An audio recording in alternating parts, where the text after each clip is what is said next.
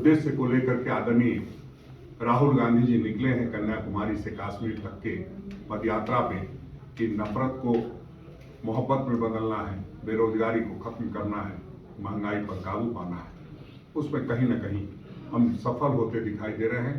देश ने एक नया संदेश दिया है। हिमाचल प्रदेश के माध्यम से हम ये कह सकते हैं कि आज हमने हिमाचल जीता है, कल पूरा हिंदुस्तान जीतेंगे। जो हम लोगों ने पिछले 1 वर्ष में किया है उसका एक लेखा जोखा हम चाहते हैं कि आपके माध्यम से लोगों तक पहुंचे।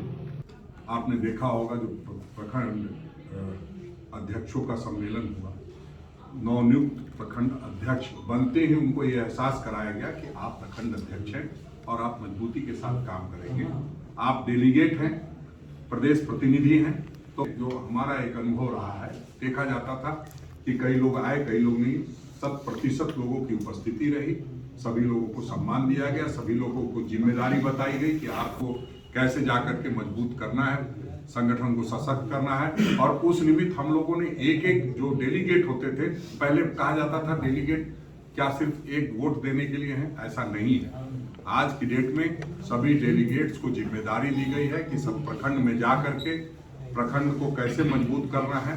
प्रखंड की जिम्मेदारी लेते हुए सभी लोगों ने लगभग अपनी अपनी जिम्मेदारी का निर्वहन शुरू कर दिया है। आने वाले समय में उसका भी रिजल्ट आएगा तो आप सबों को बताऊंगा। झारखंड लोक सेवा आयोग हो या झारखंड आदिवासी परिषद हो, बाल संरक्षण आयोग हो, सभी जगहों पर जहां मान सम्मान या यूं कहिए कि जो अंतिम व्यक्ति तक हमको सरकार की योजनाओं को पहुंचाना है, उस निमित्त जो सरकार में हिस्सेदारी होती है उसमें हमने प्रयास किया कि कांग्रेस की हिस्सेदारी बेहतर हो और उसमें हमें कामयाबी भी मिली है।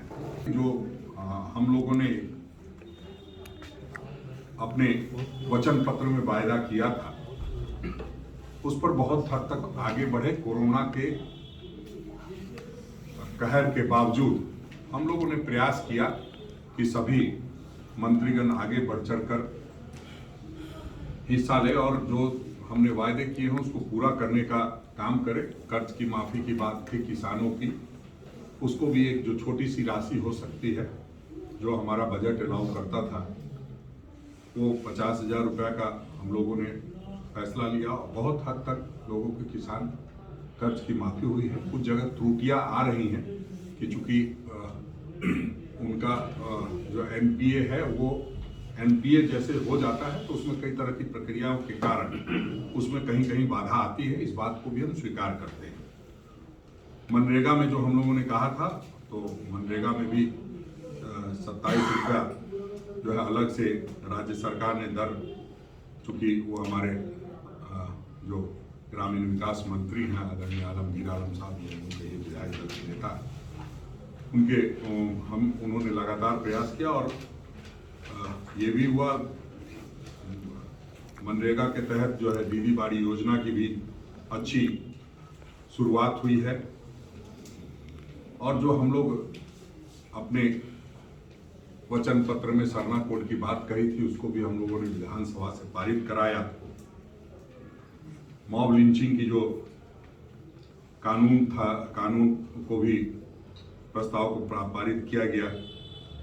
जो हमारी कांग्रेस की सरकार ने ओल्ड पेंशन स्कीम दिया था जिसे भारतीय जनता पार्टी की सरकार ने बंद कर दिया था पूरे देश में, उसको भी हम लोगों ने शुरुआत की है। राजस्थान और छत्तीसगढ़ के तर्ज पे यहाँ भी हुई है और खुशी की बात है कि पहले ही कैबिनेट में हिमाचल में भी हम लोगों ने ओल्ड पेंशन स्कीम लागू कर दिया है। दुर्भाग्य इस बात का है कि हमारे ही लोग जो इस राज्य में रहते हैं, किसी न किसी दल से ताल्लुकात रखते हैं, वो जा करके जब यहाँ के लोगों का भला होना होता है तो ऐसे समय में इसको हाई कोर्ट में जाके उलझा देना, ये चीजें होती हैं।